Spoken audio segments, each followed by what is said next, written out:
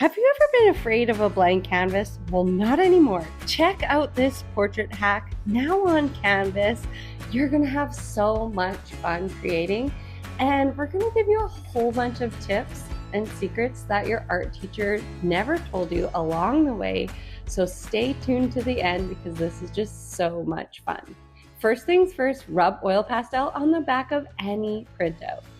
And then come in to your canvas, grab your art supplies, let's get started. We decided to use these gorgeous beam paints. They're a Canadian-made company, and we got these from the Remai Modern in Saskatoon. It's a gouache set on birch, which is so cool. This was our first time trying it, and we had such a blast. The pigments were absolutely stunning. So there is a link below to check out those gouache sets. They also have like a children's travel set, and Teddy, our son, fell in love with it. Okay, take your printout, figure out your composition on either a piece of paper or on canvas. We also teach the portrait hack on paper, which you can check out here in our profile. Okay, mark your corners. This is a really important step because we're actually going to take it off and put it back on.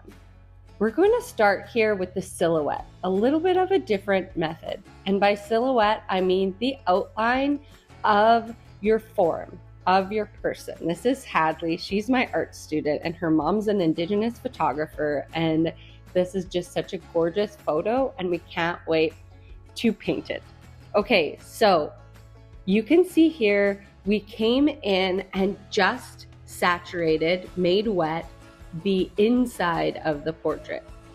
So you can do that too. Come in wet on wet. That's what this technique is called. We started with an indigo, and then we got into our birchwood palette with beam paints, and look how vibrant these are. I did not lie. And we actually tried out a little bit of color theory with this portrait. We decided, if you look at a color wheel, that in the blues, fuchsias, and that side of your color wheel, we're gonna come in and go on top with the next step with the other side of the color wheel, and that will make really rich shadows. Keep it light and bright though, don't get too dark or it will be hard to see your portrait over top in the next step. It's so gorgeous. Stay loose, have fun. You cannot make a mistake in this process. I can't wait to see what you create with your own watercolors, acrylics, or if you want to try these beam paints as well. Okay, we did actually add a little salt, so we have to brush it off. And this next step is important too, because it's going to keep the gouache and or watercolor on your canvas or paper. It's going to set it in. So we used a workable fixative. And that means that it's not a final fixative, so it doesn't resist the next step or your next media that you're going to come in with over top. We gave it a light spray outside, which is really important because it's pretty stinky. Okay, so grab that printout and put it back where you marked your corners. Very, very crucial step. And you're going to use all your drawing hacks and techniques, which we actually go through step by step in a Draw with Brandy in our portrait class on how to get the best portrait with this portrait hack. We go through line sensitivity, line drawing techniques. We go through how to draw eyes, lips, nose, all important details in making your portrait come to life in a really gorgeous way, using the tip of your pencil as well as the side of your pencil for shading. Okay, next we're gonna get into some really fun media. So if you want to learn to really draw a portrait, check out our portrait class. But we'll go to the next step of media here. We come in with colored pencils, and I want you to avoid a certain medium. It's graphite.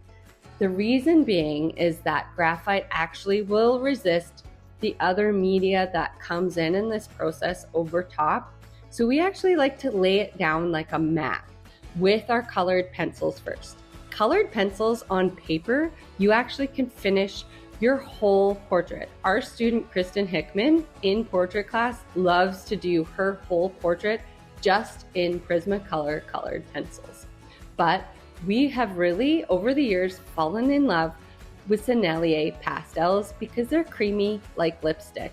And for this canvas piece, instead of using oil paints, we decided to try out Sennelier oil pastels on canvas, and we were right. They turned in to such a gorgeous skin tone and they layered really nicely. And we're so excited that we can actually use pastels on canvas, because as a busy mom of 3, to get out all my oils and to mix every color is a really unrealistic thing in my life right now with all my 3 boys and extracurricular activities. So I actually finished, or am finishing, this portrait on canvas with pastels, but we were actually curious about the next step. So we grabbed our iPad, went on Procreate, and totally went for it. So stay tuned, because we're going to share the next step of this process with you, and follow along for more art tips and hacks just like this. Thank you so much for being here. We had a total blast. And if you have any questions, pop them below. We're happy to chat anytime. If you love this, you're gonna absolutely fall in love with this student artwork. We're so proud of these artists, creatives, and beginners on the pieces they created, and they messaged us and said how empowered they felt to keep on creating. So if you wanna learn more, check out our portrait class. The link is below. We cannot wait to see what you create using this process. And last but not least, here is Ruby's art. She was 12 years old and she was our very first student. So this is so cool and we cannot wait for you to try it. Check it out below.